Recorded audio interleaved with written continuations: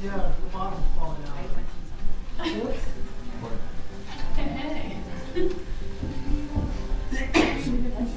Whatever.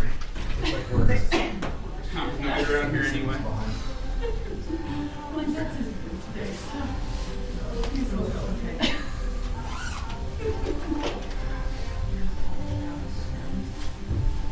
Hi there. Hello.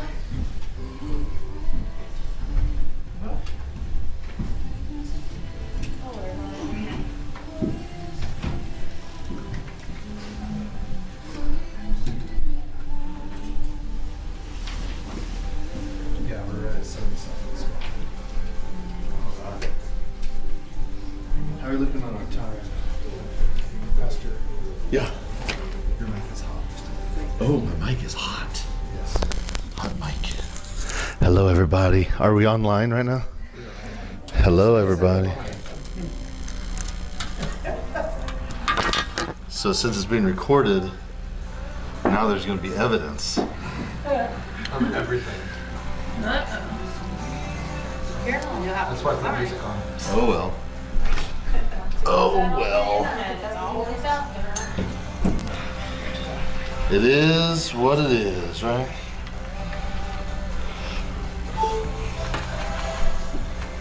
Are you able to... Oh, what just happened?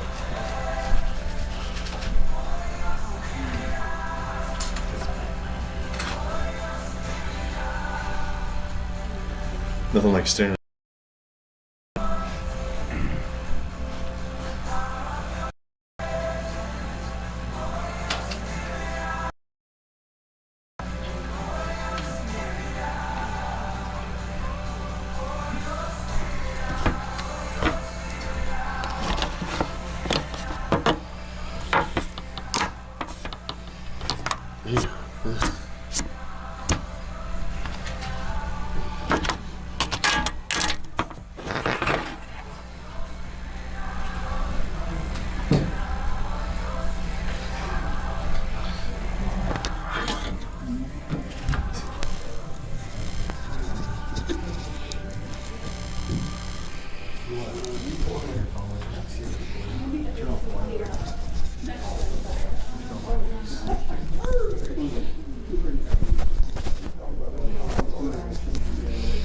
You came with 6 hearts.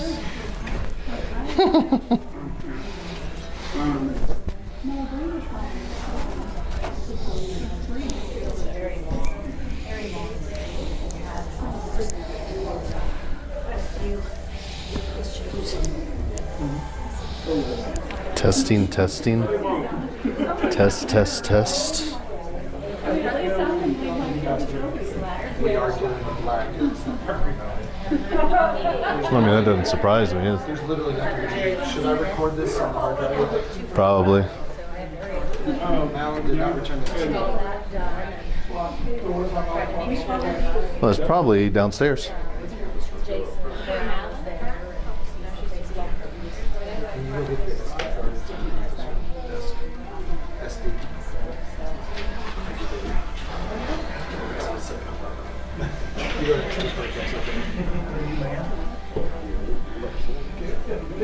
Oh, what a picture. What an awful look. Looking good. About 70 seconds behind. What an awful look. I know I'm going to unplug this. I'm going to be walking around. I feel weird because it's right there. You have something like that in your pocket?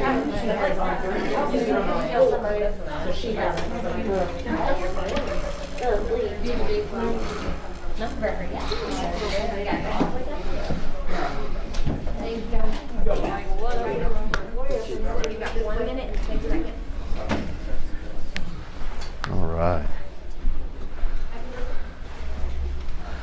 The countdown is on.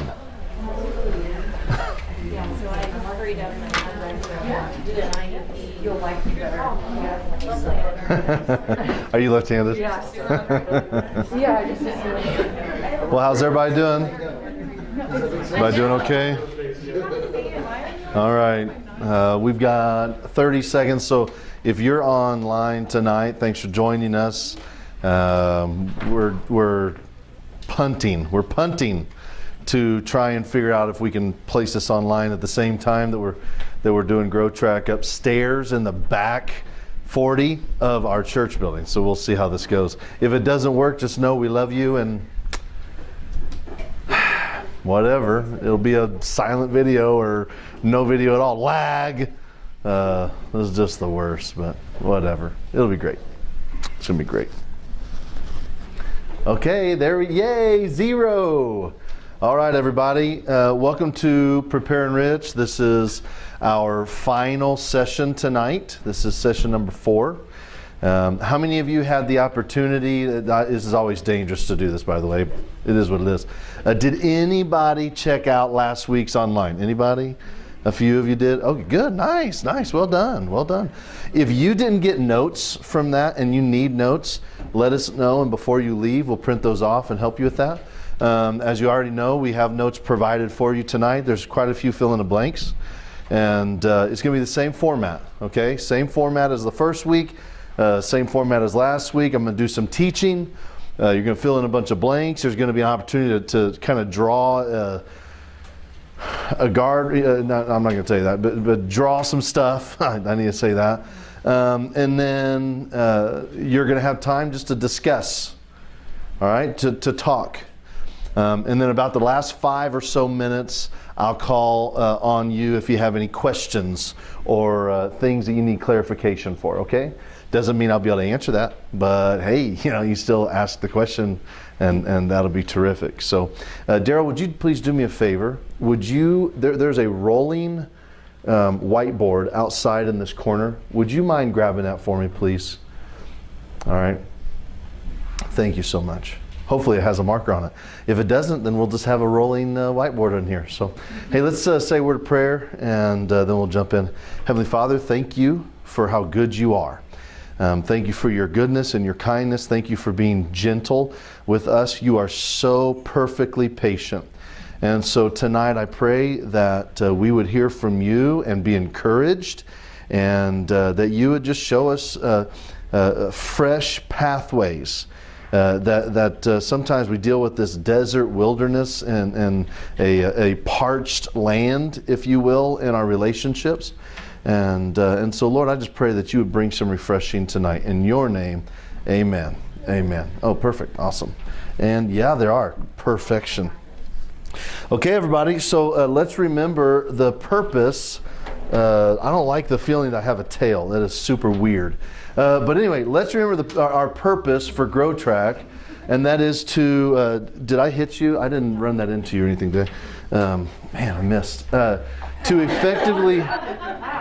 To effectively improve our own relationships and other relationships we directly influence.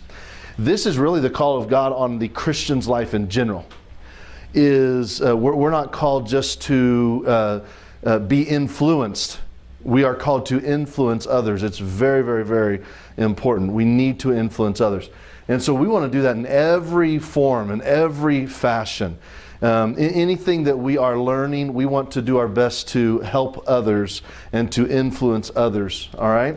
So to effectively improve our own relationships and other relationships we directly influence. So tonight, we're going to talk about our 4th big subject. We started on first Wednesday with idealistic distortion and how sometimes our ideal distorts how good our relationship is, or really that our relationship isn't very healthy. So sometimes our ideas distort that. The next week, we talked about communication and the importance for clear and healthy communication. Communication stinks sometimes. It's difficult sometimes. And then finally, last week, we talked about conflict resolution. How fun is that?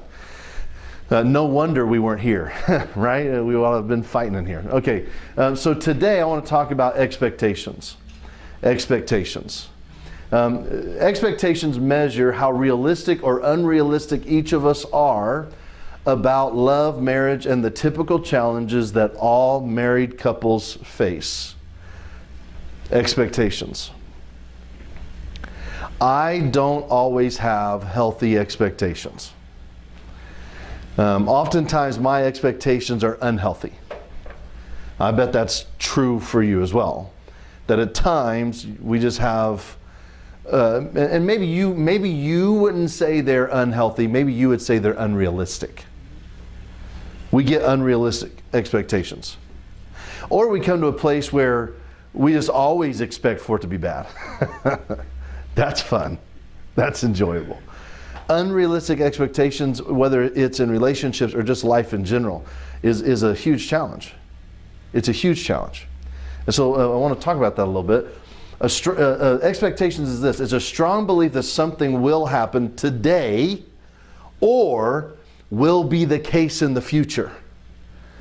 Okay, so when, if and when you went through a marriage ceremony and you made your vows and your commitments and covenants and all those things, as that takes place, there are expectations that you have for that marriage, right?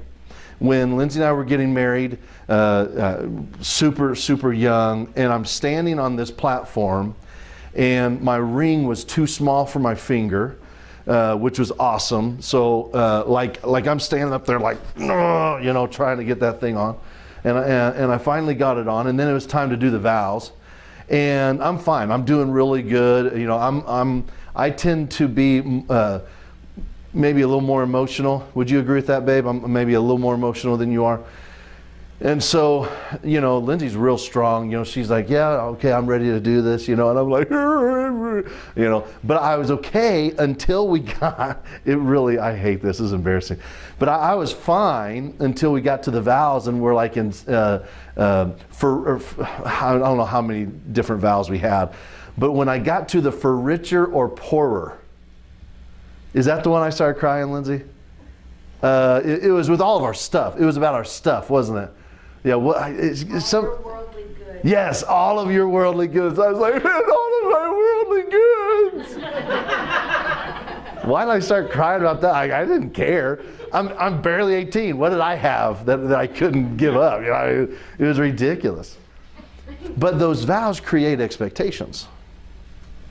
Like I guarantee there's you and I have expectations about our relationships where we expect to be treated well. We expect to be heard. We expect to be loved. We expect trust to grow constantly. Like there's expectations, and sometimes it doesn't always work out how we would have wished or hoped. All right. Expectations. Are we realistic or are we unrealistic? Which one are we? About love, marriage, and the typical challenges that married couples face. And so here's a question for you. Are we satisfied with the affection, the expectations we have on affection that we give to or receive from one another in our relationship? When we get to the end tonight, I'm going to have some really good questions for you to consider. Really, really good questions for you to think through. Nothing. It's not going to embarrass you or make you blush or anything. But I promise you that they will be helpful. Lindsay and I have a different idea or different definition of being satisfied with affection. It's just a little bit different, okay? Lindsay kisses like a woodpecker. Now, she's not like, boom, that's not what she's doing. Okay, but I love to kiss my wife. I absolutely love it. But sometimes she kisses and she's like she just makes these, it's a beak. It turns into a beak, okay? Now, I'm not that way. Like no matter where we're at, when we're there, whatever, that's not how I want to kiss. And the way I want to kiss typically might lead to something else, okay? But I'm not like looking for woodpecker lips. I'm like, hey baby, how you doing kind of a kiss. Does that, anybody understand? You guys, I think that's exactly what it is. She's defending. She's like the goalie blocking, What are you blocking? Stop it. Okay. So, huh? I just want to ask a question. Can you define what you mean by affection? Well, actually, that's a question we'll get to at the very end, and you and Lisa can talk about how you define affection, because that's really what I'm getting, and I'll take questions at the end, all right? So, but that's really what we come to is, how does Lindsay define affection? And how do I define affection? What does that look like? Okay? All right. Jared, can I take a picture of that? Yeah, we'll go back to it. We'll go make a note and we'll go back to it. Who can find a virtuous and capable wife? She's more precious than rubies. Her husband can trust her, and she will greatly enrich his life. How true. The husband should fulfill his wife's sexual needs, and the wife should fulfill her. Now, please understand, when I'm talking about expectations, we're not just going to talk about sexual expectations. I just mean expectations in general. But this is part of having this kind of conversation. We need to be open about this and actually talk about it. We do. Don't deprive each other of sexual relations. Just so you know. Just so you know, it's a challenge to continuously stay super angry with one another when you know that we have a plan to be intimate in this way on a consistent basis. And I don't know about you, maybe it's just me, but as a married man, I don't want to be like angry in that moment. That's a dangerous place to be, isn't it? That's a dangerous place to be. I want to be open. I want intimacy. I don't want there to be distrust built. I don't want there to be frustration. We don't want to hurt each other. We want to build trust in that moment. So, you know, I have some friends that they schedule a sexual encounter every 72 hours. That's awesome. I'm sorry, Kyle, I'm praying for you right now. Abby went. Okay, every 72 days. Okay, Abby? But it's scheduled. It's on the calendar. I'm not kidding. It's on their calendar. So every 72 hours, at least once every 72 hours, they're going to have intimacy sexually. I mean, that's just what they decided. That's what they're going to do. All right? They got a lot that they talk about a lot. I mean, they're dealing with it quickly because they know they got an appointment coming up. All right.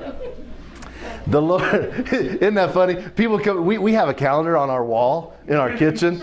Wouldn't that be great? You come over to my house and it's like, what is this, Pastor? Yeah, that'd be weird. Then the Lord God said, it's not good for a man to be alone. I'll make a helper who is just right for him. This explains why a man leaves his father and mother and is joined to his wife, and the two are united into one. Please do not misinterpret the word helper here. God's not creating a slave for a man. This idea literally is the person who fills in the void. That we have this completeness, this wholeness. When I'm completely separated or I'm distant, there's a void. In our relationships, when we become distant, isn't there a void that we have to wrestle with? There's this challenge. And so that's what God is created us together to do, is to become one. That until you're one, you're actually incomplete. That's His idea here. And as I've said before, that's why marriage is the very best illustration for your relationship with God. That you by yourself isn't enough. You need a union with God. You need that. Let me show you a couple more. Let your wife be a fountain of blessing for you. Rejoice in the wife of your youth. Rejoice in the husband of your youth. She's a loving deer, a graceful doe. Let her breast satisfy you always. May you always be captivated by her love. Men, when they hit puberty, when men hit puberty, there's something that's on their mind often.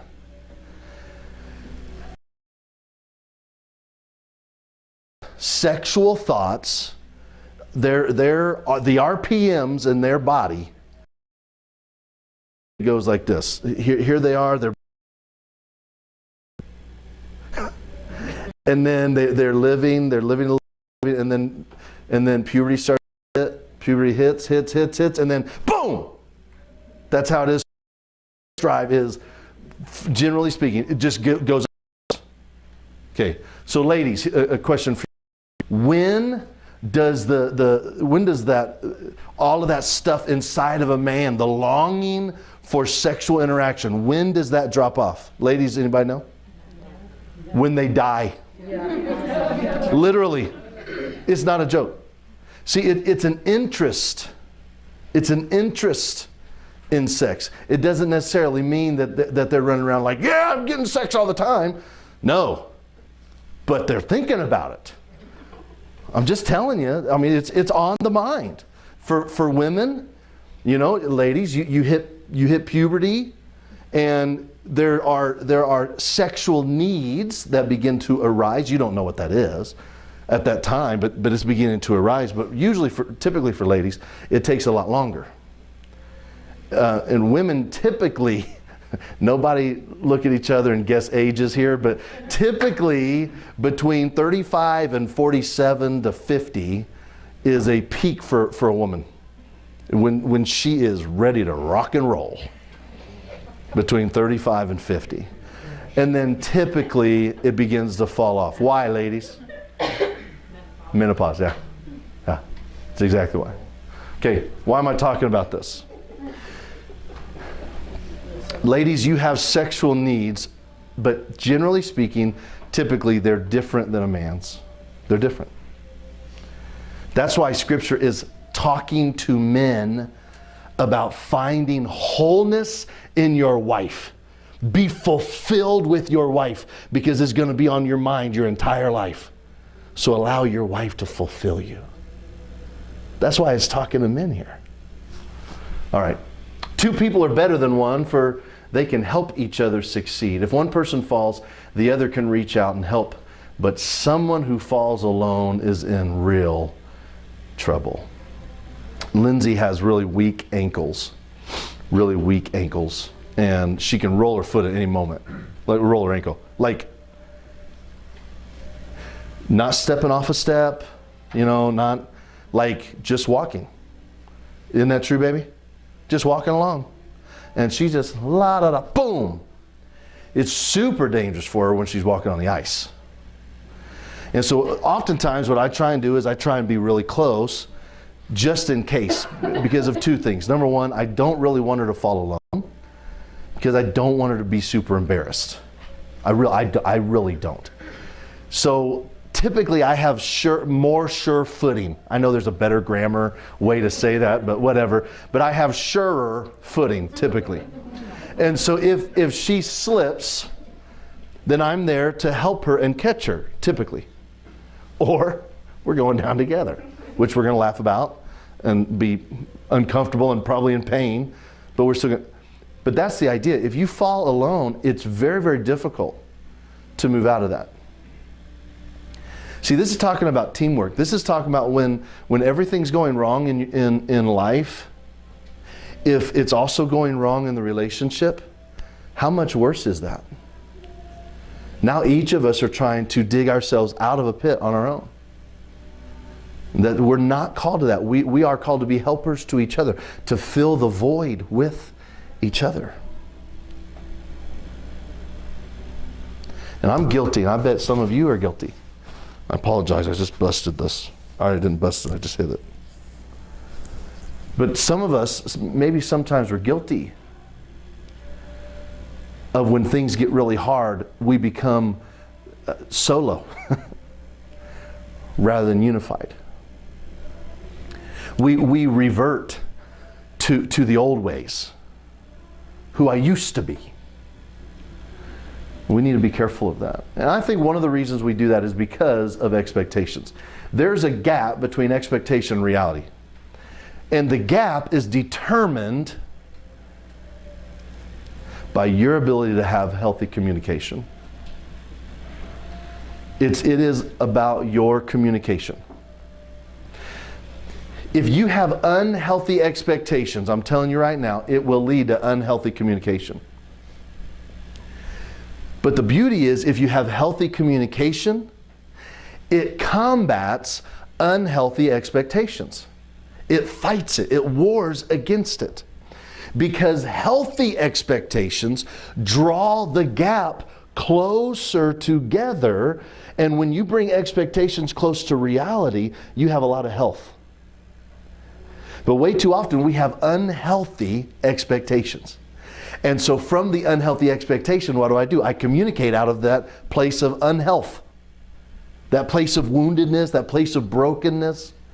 And so what are we going to fill the gap with when it comes to, I have these expectations, here's reality. The farther they are apart, the more unhealthy it gets.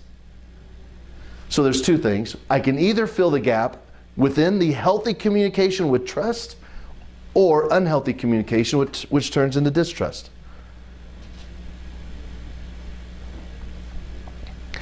When I am communicating my expectations in an angry way, I am not developing health. I'm not saying you can't communicate through a hurt moment. I'm hurt, I'm wounded. But if I'm angry, if I'm screaming, if I'm cursing, if I'm bringing up the past, if I'm going to attack so that we can get closer, like, how does that happen? We're not called to be boxers with our spouse. But we do that with our communication sometimes, don't we? And we just start throwing whatever this is. What is that, a hook? I don't know. It's some kind of a punch. But I mean, we thank you. We start doing things that are going to really hurt the one that we love. The next one is this: forgiveness or bitterness. See, my communication is going to create healthy expectations if I'm leaning towards forgiveness immediately. Immediately. We don't all do that, do we? Right? Like sometimes we go to resentment, bitterness.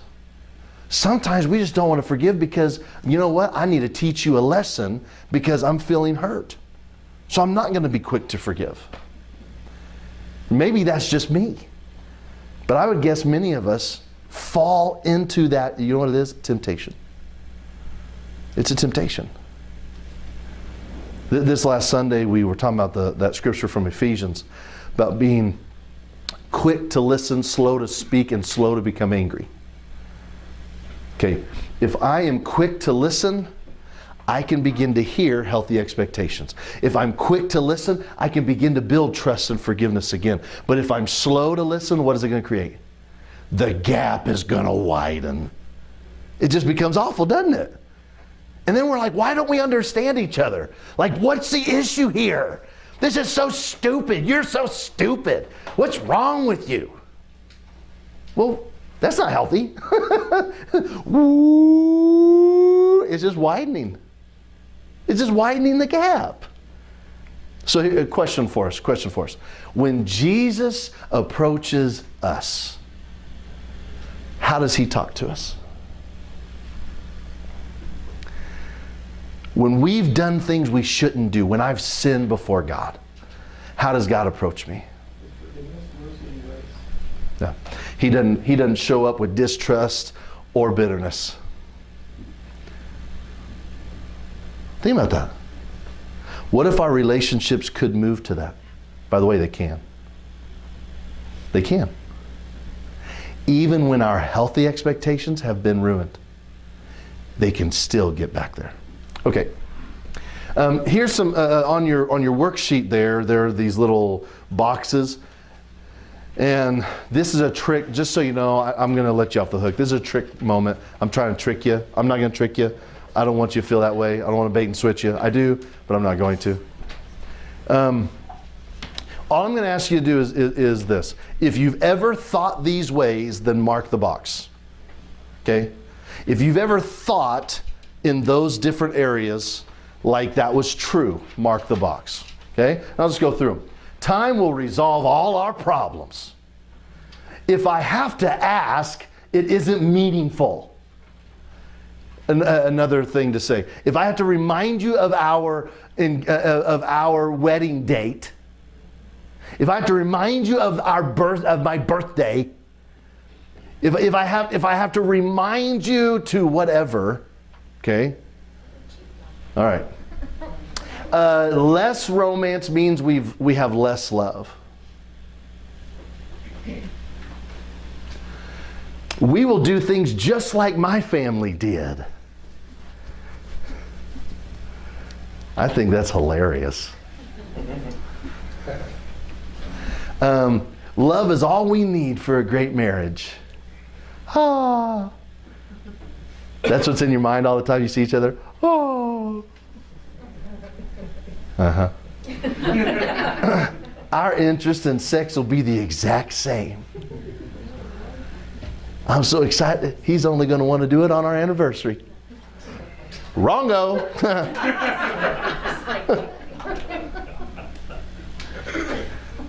Does the day of the week end in Y? That's when he wants to do it. Nothing could cause us to quit. Yeah, I'm sure you just have awful thoughts about me. I'm so sorry. Nothing could cause us to question our love. All right, so looking at that list, did any of you mark at least one? Anybody? A few of us? Yeah. Okay. That's all right. So expectations. To a large degree, we'll be disappointed or happy. One or the other. We'll be disappointed or we'll be happy in life based on how well what is happening matches up with what we think should be happening. What does that mean? What that means is, are the expectations actually being fulfilled or not? That's all that means. Are we living up to the expectations? That's why, gentlemen, we set the bar so low so that we can live up to it, right? No, don't shake your head. Yes, stop it. Stop it. Jared, I see you back there. Your eyes went, no. No. We still want to have a high bar. We have a high bar for our wife. It's okay to have high standards, everybody. It is okay to have high, healthy expectations. It's when they become unhealthy that you're in danger. It's dangerous. It's dangerous. Okay. So do we have healthy expectations? Do you have, just take a moment, think about life right now, how you have been interacting in your relationships. Do you have healthy expectations? Truly. Truly. Now I'm going to give you 6 areas right now, I think it's in your notes too, of where you need to have very clear, specific, yet healthy expectations. I'm going to give you 6 areas, okay? First one is clear time frames. I suck at this. I really do. I'm bad at this at times. This is a challenge. I want it to be really good, right? I'm over here working. I'm literally 90 steps away from my house. And I'll communicate with Lindsay and say, hey, just so you know, I think I'm going to be home at 5:30 or whenever it is. And then at 5:47, I'm receiving a text message saying, hey, it's past 5:30. Were you planning on coming home soon? Yes, yep, I'm standing at my desk, grabbing my stuff and coming home. Which that's usually true because I look at the phone, I'm like, oh, dang it. I was just walking out the door as I'm grabbing my stuff and running out the door, right? But we need to have clear time frames. That's not fair to my wife. It's not fair to my children. Listen, some of y'all, you need clear time frames when you go to hang out with someone else at their house. You need clear time frames. I'm just telling you. Like, have you ever one of your husband's friends? Awful. I don't want to be, this is just the word. Well, if at some point you didn't talk about it beforehand, and your husband, look.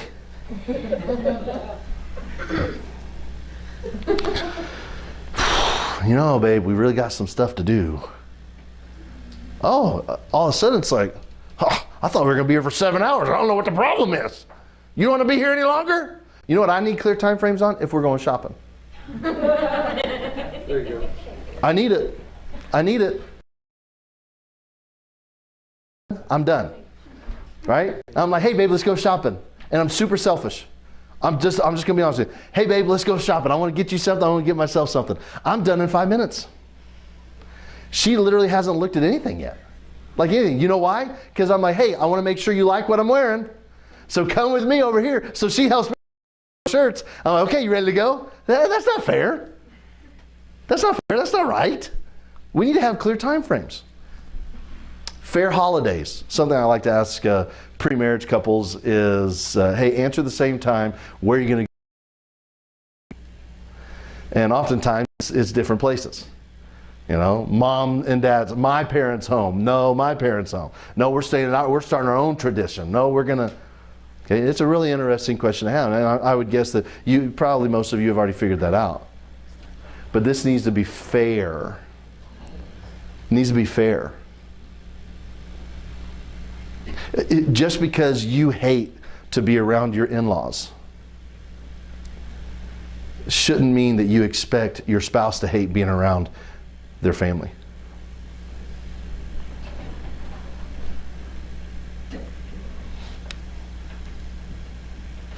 Okay. Equal parenting. If you have kids in the room, please stop saying this phrase. You wait till your father gets home. Now, that's kind of a natural thing for a lot of people to say. A lot of couples these days both work. Both spouses work. But parenting tends to land on one spouse's shoulders. Tends to. Is that true, everybody? Isn't that kind of what it looks like? There needs to be equal parenting here. It can't just be, I was blessed that Lindsay was able to stay at home with our children. And she did not use that phrase, you wait till daddy gets here. But she would tell me what was going on. And that kind of sucked for them. Because she would get it, and then I'm coming home and I'm going to lay down some heat because you're not going to treat my wife this way. You nasty little 12-month-old, you're going to do what you're told to do over here. 12-year-old, I mean 12-year-old, right? But there needs to be equal parenting. One of you cannot be a pushover while the other one is the authoritarian. You can't do that. By the way, you shouldn't both be pushovers. You shouldn't. That means you're not a parent. All that means is that you're a sugar daddy, a sugar mama. That's all you are. That's all you are. You can't be pushovers, everybody. But you also can't be dictators. Stop it. Stop it. There needs to be a clarity here that we move forward. If you will parent your children when they're young, you'll be best friends with them when they're out of your house. Amen. You will. If you try to be friends with them in your house, you'll try and parent them when they're out of the house. That's what you'll do. Please don't create more tension in your relationships, having the expectation that one of you is going to soften the blow while the other one is the hammer. Because you know what you're going to do? You're going to be friends when they're in the house. And whoever the hammer is will be friends when they're out of the house. That's exactly what will happen. And you'll just continue to be pushover. And you won't understand it. Your kids are grown. How come they don't listen to me? You didn't teach them how to listen to you when they were in the house. Okay, I could go on and on about that. Agreement on finances. Please, please, please talk about that. Mutual respect. This is a two-way street. This is a two-way street. We don't need any dictators in our lives. Be completely trustworthy. Pastor, what happens when we're not completely trustworthy? Then we communicate through it. We offer new trust and new forgiveness. Finally, you need to have a common expectation of what this actually means. There needs to be common understanding to what this actually means. Clarity. Make sense so far? We okay? Everybody, we all right? Okay, a couple of pictures I want to show you.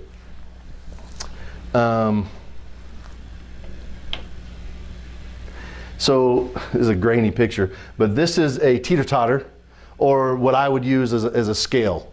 Remember when you got on the teeter-totter with a friend? I don't know if you did this, but did you ever try and get them to hurt themselves a little bit on the teeter-totter? Right? Like you would do this thing where you're down on the ground and you would kind of come up and then you would go like this and try and flip them up over it, or as they're, I don't know if you ever did this is awful, but as they're going like this to sit down, hey, I don't know why they would stay your friend afterwards, but they did. Isn't that weird? Oh, you got me. Oh. Anyway, so oftentimes we look at life as a scale.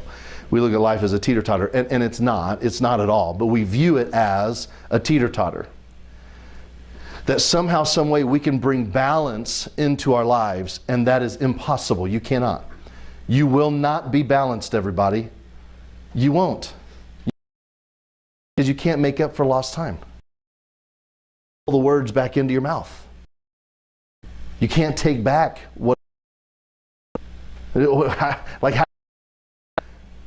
your spouse hurts you back and level the teeter-totter. No, teeter-totter. What life is, it's flow.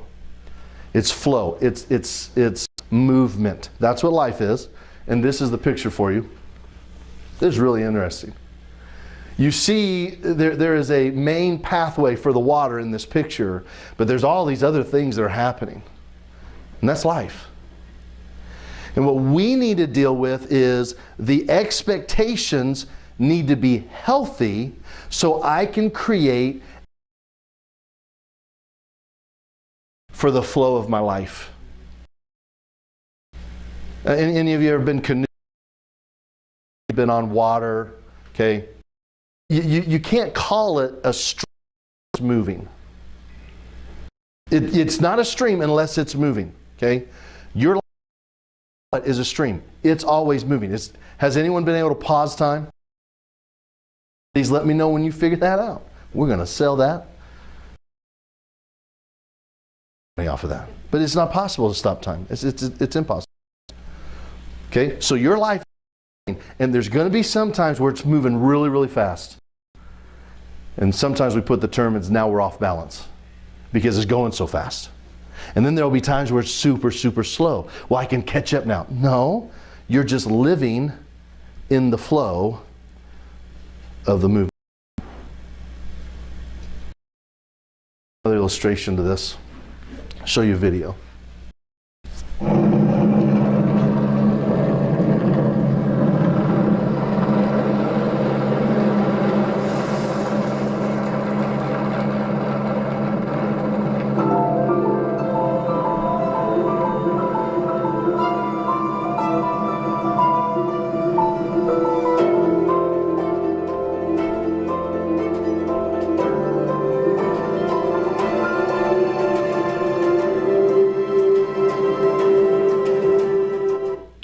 All right, so this is what bad expectations create.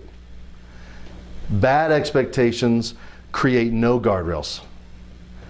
In fact, unhealthy expectations destroy the guardrails that save you from going over the side of the cliff. There's this really amazing cliff. I think this is in Brazil or Chile. I can't remember which one it is. And there's no guardrail here. Those of you who can't see it, there's literally no guardrail. But this goes hundreds and hundreds and hundreds straight down. I'm just going to tell you, I'm not jumping in that truck. These guys are nuts. You got to be losing your mind. But here's what happens. When we refuse to deal with idealistic distortion, communication, conflict, resolution, and expectations, what we've done is we have refused to build guardrails. And a choice is going to be made that you and I we're going to regret it. What's the purpose of the guardrail? Whenever you're driving, you see a guardrail, how many of you just automatically run into it? No, you don't. Well, what's the purpose of the guardrail? To protect you. But actually, the purpose of the vehicle is protecting you. So while, yes, it protects you, really, it's the last-ditch effort. The only time, that you should run into a guardrail is if it's the only thing left to save your life. And way too often what happens in our relationships is this. We are bashing into the guardrails that we have created. Just bashing into it over and over. Well, what are you doing to your vehicle? What are you doing to the guardrail? At some point, it's going to become so weak, you're just going to blast through it. And then,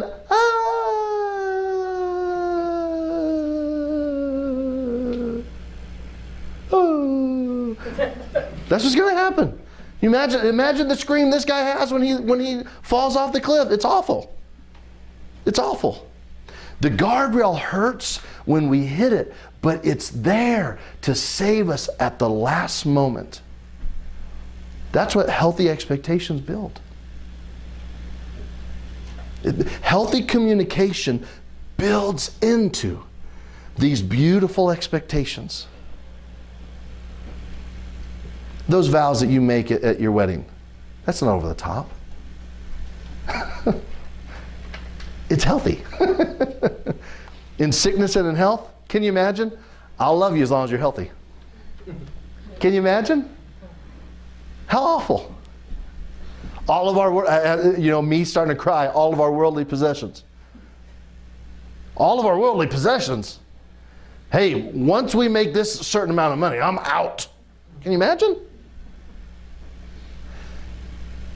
What if you or them, what if you say, hey, as long as you look like this, I'll love you. But once that changes, I'll not love you anymore.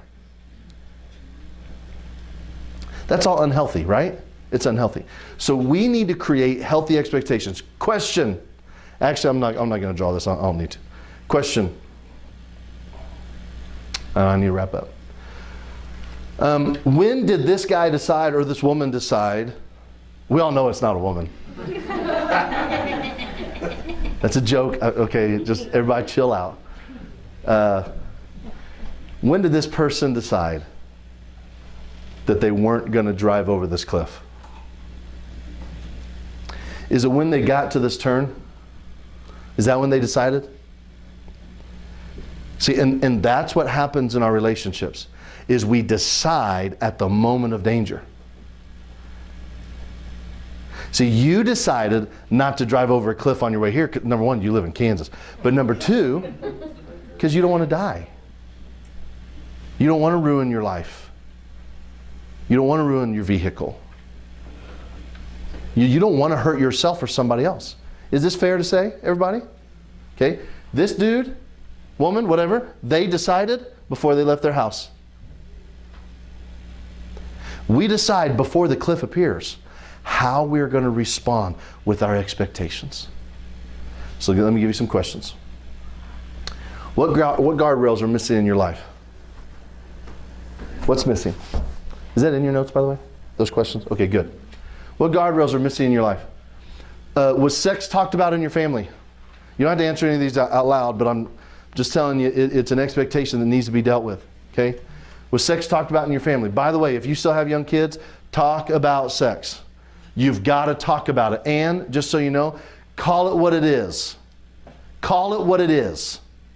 Penis and testicles, breasts and vaginas. Call it what it is. I could just talk and talk about that. I'm not going to. What does affection actually mean to you?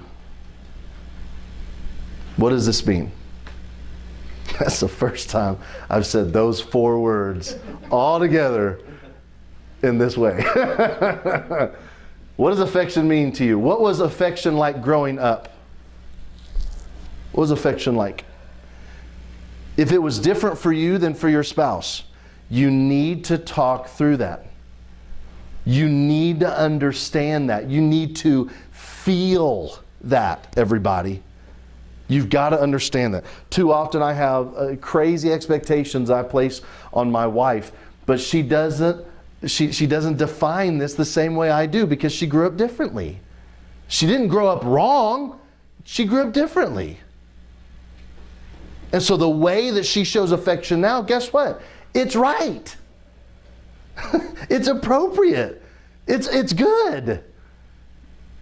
But if I have unhealthy expectations, I will never believe that.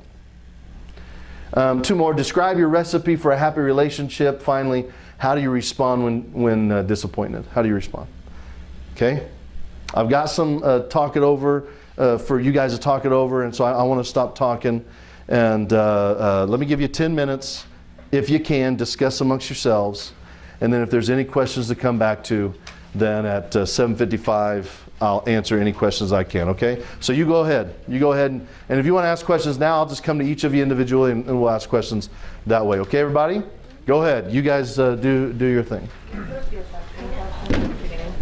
Do what? Can you put up the affection questions at the beginning? Yeah.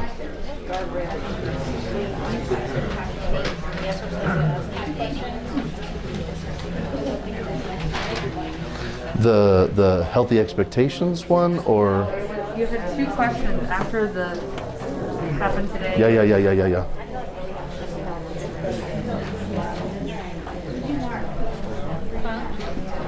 Right there? Now you can take a picture.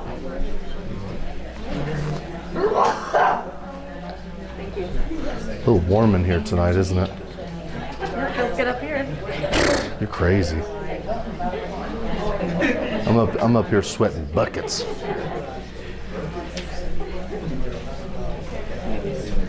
Did it work? Did it cut out?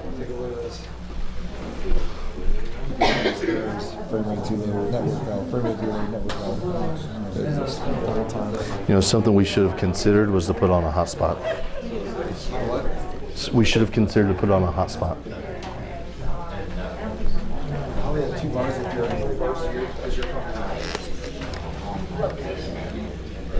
Three. And try it next time. Even they could text me, goes, hey, can I watch it later?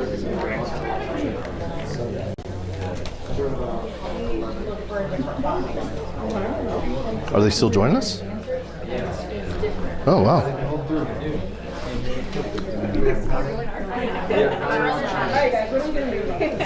Jeremy Yancey, love this. See how you really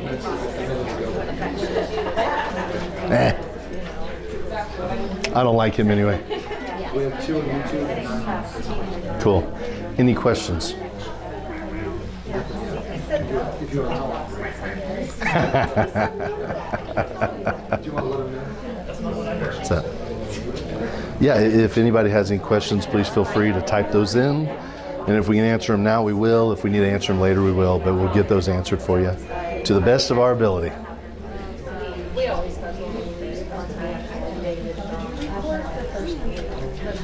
Do what? Did you record the first? Yeah, well, when you say first week, do you mean first Wednesday? Or are you actually talking about the first time we were up here? Because have we been up here? This would have been the third week. Last week it was online only. Okay, so I haven't. So, as far as I know. I thought that I was. You were online last week? Yeah. You're here this week? Yeah. But we only recorded first Wednesday. We skipped the second one. And then we recorded last week and this week. So. And I knew that my dad would be affectionate too. That was about it, and everybody else in the trust.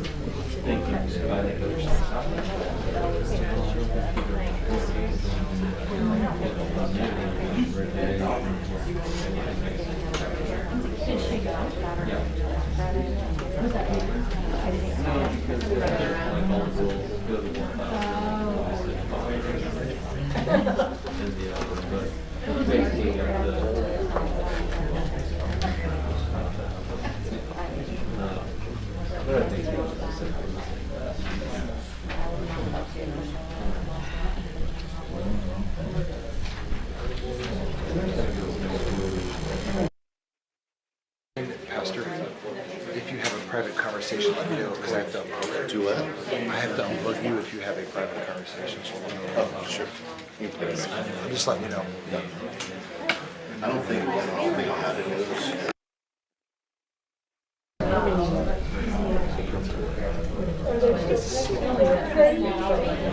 Did you check it? Hey, Daryl, I know we're almost wrapped up. Do you mind turning that heat off or down?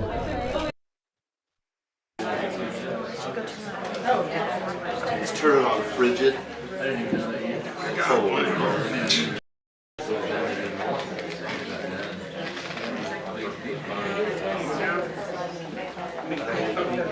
Considering taking my sure animal control would be called. Polar bear loose.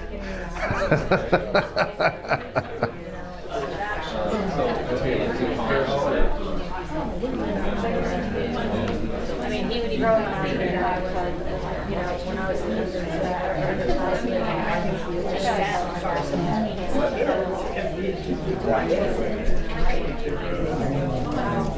Anything so far there, Kip? Anything so far? Great. Really, really good conversation.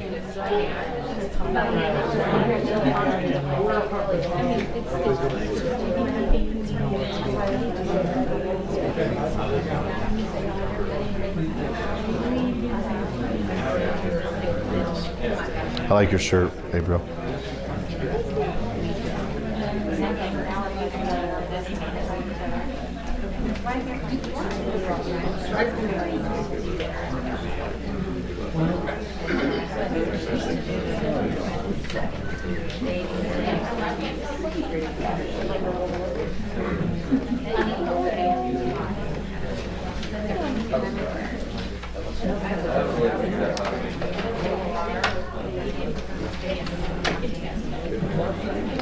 Okay, everybody, you have those exercises that I gave you, the worksheet and stuff. I want to encourage you, do that when you leave together. If you haven't already done it, do that. We want to give you homework to help you. Really, I want to call it help work.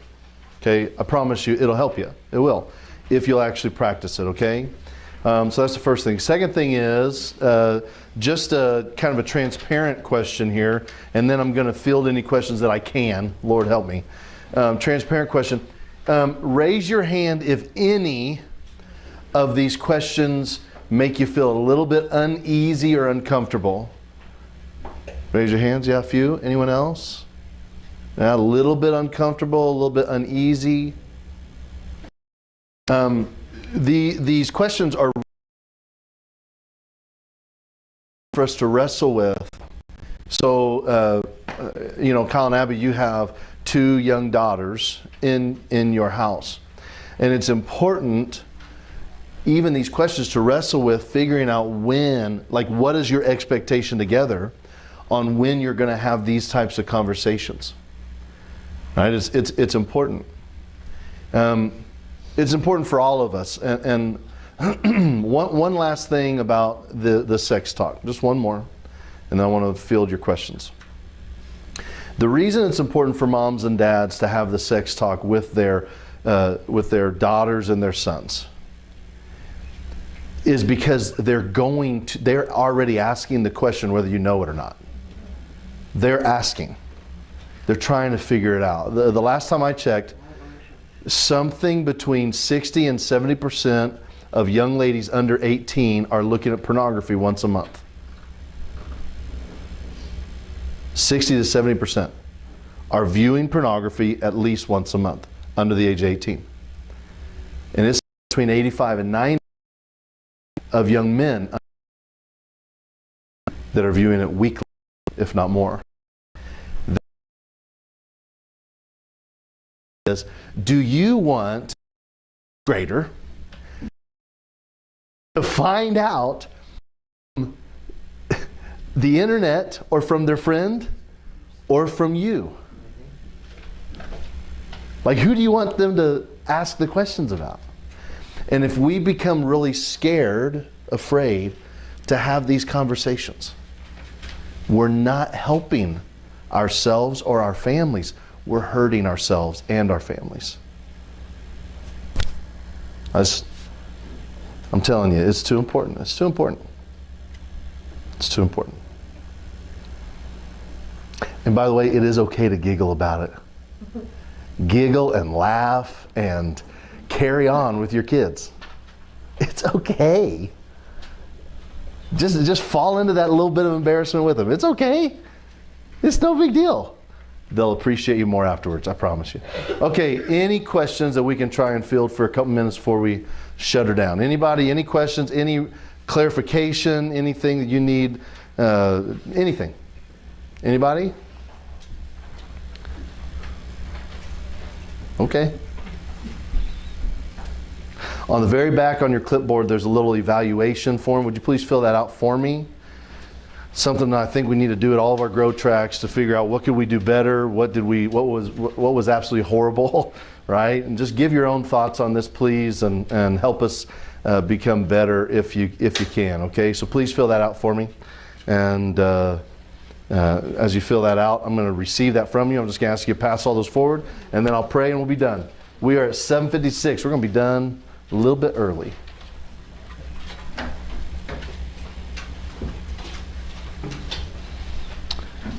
Okay, everybody, love y'all. We'll catch you later. That's how we do that, right? Is that the way? Yeah. I don't want to talk to them anymore. Get them out of here. Actually, we need to end